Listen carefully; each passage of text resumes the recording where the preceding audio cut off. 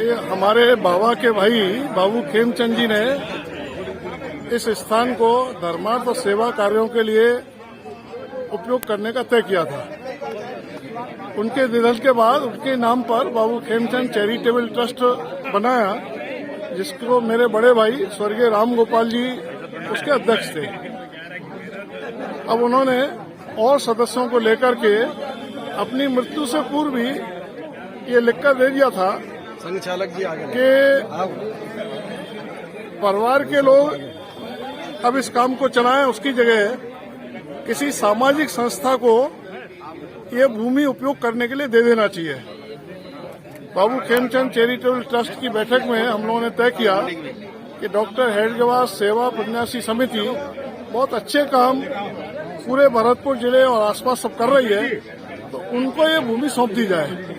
तो आज भूमि पूजन करके हम लोगों ने वो भूमि उनको सौंपी है और उन्होंने कहा है कि यहाँ कई तरह के सेवा के काम, महिलाओं के लिए कुछ, गरीब विद्यार्थियों के लिए कुछ, रोजगार सृजन की दृष्टि से कुछ, और भी समाज में जो भी कमजोर वर्ग है उनके लिए कुछ सेवा के काम चलाएंगे।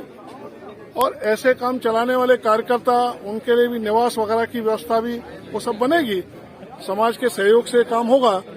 डीक के भी उदार मना हमारे उस संघ के सोमसेख और जो हितैषी बंधु हैं, उन्होंने आज तय किया है कि वो सब मिलकर के इस भवन निर्माण की जिम्मेदारी सौंपेंगे।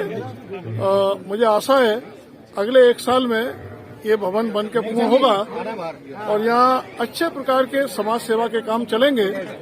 और सामाजिक, धार्मिक, राष्ट्रीय दृष्टि से संघ का भी एक महत्वपूर्ण भूमिका अभी पूरे देश भर में हुई है।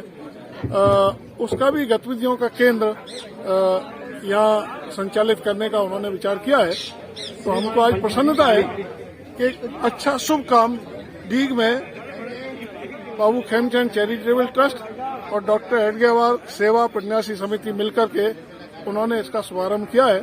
ईश्वर से प्रार्थना है ये काम जल्दी पूर्ण हो और इसके अच्छे सुपरिणाम डीग को और सामाजिक, धार्मिक, राष्ट्रीय भावना के संबंध में प्राप्त हो। नमस्कार।